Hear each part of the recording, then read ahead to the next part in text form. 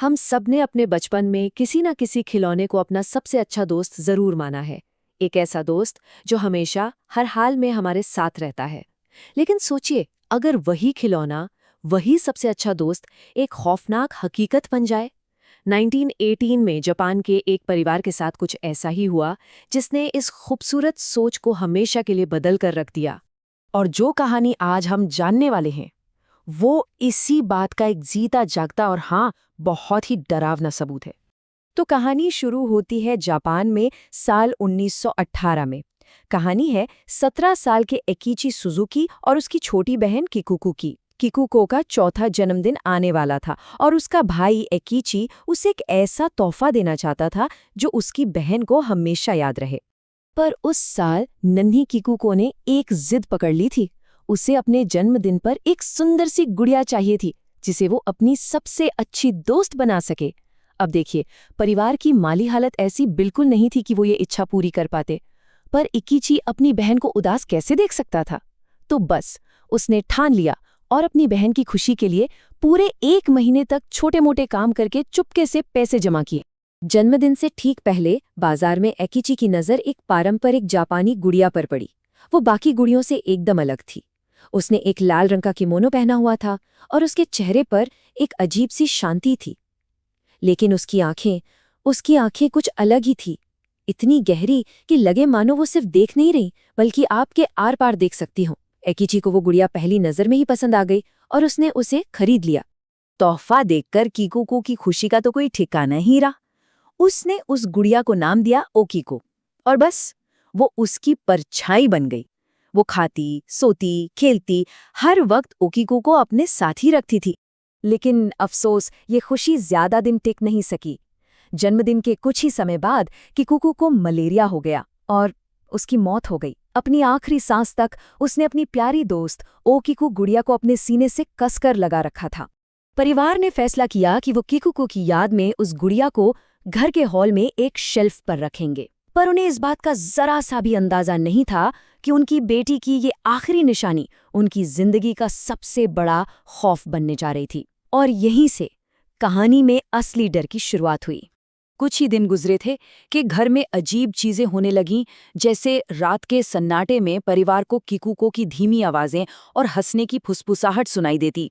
सुबह उठने पर गुड़िया अक्सर अपनी जगह से हिली हुई मिलती, लेकिन फिर जो हुआ उसने सबके रोंगटे खड़े कर दिए। एक दिन एकीची ने गौर किया कि गुड़िया के बाल, जो पहले करीने से गर्दन तक कटे हुए थे, अब लंबे होकर उसके कंधों तक पहुंच गए थे। और सिर्फ इतना ही नहीं, जो बाल पहले कोयले की तरह बिल्कुल काले थे, अब वो इंसानी बालों की तरह भूरे हो रहे थे और उनके सिरे भी 2 मुहे हो चुके थे, जैसे असल में बढ़ते हैं। एकीची की माँ ने इसे बस एक वहम मानकर गुड़िया के बाल फिर से काट दिए, पर ये उनकी सबसे बड़ी गलती साबित हुई। उसी रात उन्हें सपना आया कि किकुको रो रही है क्योंकि उन्होंने उसके बाल काट दिए हैं। जैसे ही डर से उनकी आंख खुली, उन्होंने जो देखा उससे उनकी चीख निकल गई। ओकीको गुड़िया उनकी छाती पर बैठी थी। इस घटना के बाद पूरे परिवार को डरावने सपने आने लगे। लेकिन एक शाम एकीची ने कुछ ऐसा देखा जिसने सारे वहम और शक को खत्म कर दिया। उसने देखा कि शेल्फ पर रखी ओकीको गुड़िया का सिर बहुत धीरे धीरे उसकी तरफ मुड़ा, और फिर उस गुड़िया ने अपनी पलक झपकाई। अब ये बिल्कुल साफ हो चुका था कि उस गुड़िया में कुछ बहुत ही भयानक था। परिवार ने फैसला किया कि अब वो किसी भी तरह इस गुड़िया से छुटकारा पाकर रहेंगे, इससे पहले कि बहुत देर हो जाए। एकीची के पिता ने पास के एक खेत में गहरा गड्ढा खोदा और उस गुड़िया को उसमें दफना दिया। उन्हें लगा कि शायद अब उन्हें इस खौफ से हमेशा के लिए शांति मिल जाएगी। लेकिन वो शांति एक रात भी नहीं टिक सकी। आधी रात को उनके दरवाजे पर जोर जोर से पीटने की आवाज आने लगी, मानो कोई दरवाजा तोड़ना चाहता हो। और उस आवाज के साथ आ रही थी किकुको के दर्द में रोने की आवाजें। कुछ देर बाद जब आवाजें बंद हुईं, तो इकीची के पिता ने हिम्मत जुटाकर दरवाजा खोला। सामने का मंजर देखकर उनके पैरों तले जमीन खिसक गई। ओकीको गुड़िया मिट्टी से सनी हुई ठीक उनके दरवाजे पे खड़ी थी। इससे पहले कि कोई कुछ समझ पाता, गुड़िया के बाल अचानक बिजली की तेजी से बढ़ने लगे। बालों की लंबी लठ किसी सांप की तरह इकीची के पिता की गर्दन से लिपट गईं और उनका गला घोटने लगीं। परिवार ने उन्हें छुड़ाने की बहुत कोशिश की पर वो नाकाम रहे। जब उनके पिता की सांसें लगभग उखड़ने ही वाली थीं, तब एकिची ने बेबसी में अपनी बहन का नाम पुकारा, किकुको। और ये नाम सुनते ही गुड़िया के बाल बेजान हो गए और उसकी पकड़ ढीली पड़ गई। उस रात के बाद ये तय हो गया था कि वो इस गुड़िया से कभी भी छुटकारा नहीं पा सकते। उन्होंने जब भी उसे फेंकने, जलाने या फिर से दफनाने की कोशिश की, वो हमेशा हमेशा लौट आई। ये सिलसिला 1-2 दिन या महीने नहीं, बल्कि पूरे 20 साल तक चला। सोचिए, 20 सालों तक सुजुकी परिवार ने उस गुड़िया के साथ उस खौफ में जीना सीखा। आखिरकार 1938 में परिवार ने हार मान ली और उस गुड़िया को जापान के मन्निन-जी बौद्ध मंदिर को सौंप दिया। और आज 100 साल से भी ज्यादा समय के बाद वो गुड़िया उसी मंदिर में मौजूद है। मंदिर के कई बड़े भिक्षुओं और विशेषज्ञों ने उस गुड़िया को शुद्ध करने और उसकी श्राप को खत्म करने की हर मुमकिन कोशिश की, लेकिन हर कोशिश नाकाम रही।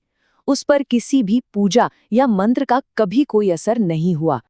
आज भी लोग उस मंदिर में ओकीको गुड़िया को देख सकते हैं, लेकिन उसकी तस्वीर खींचना सख्त मना है। कहा जाता है कि उसके बाल आज भी बिल्कुल इंसानी बालों की तरह बढ़ते हैं। लेकिन सबसे ज्यादा डरावनी बात जो हाल ही में सामने आई है, वो ये है कि उस गुड़िया का मुंह, जो हमेशा बंद रहता था, अब धीरे-धीरे खुल रहा है और उसके अंदर इंसानों जैसे दांत उगते हुए दिखाई दे रहे हैं। ये कोई पुरानी किंवदंती या मनगढ़ंत कहानी नहीं है, ये एक ऐसी हकीकत है जो आज भी जारी है। उस मंदिर के भिक्षु आज भी समय-समय पर ओकीको गुड़िया के बढ़ते हुए बालों को काटते हैं। ये पूरी कहानी अपने पीछे एक सवाल छोड़ जाती है। क्या उस गुड़िया में वाकई किकुको की मासूम आत्मा बसी है, जो अपने परिवार से दूर नहीं होना चाहती, या फिर उस गुड़िया के श्राप के पीछे कोई और ही गहरा, अनकहा और भयानक राज छिपा है?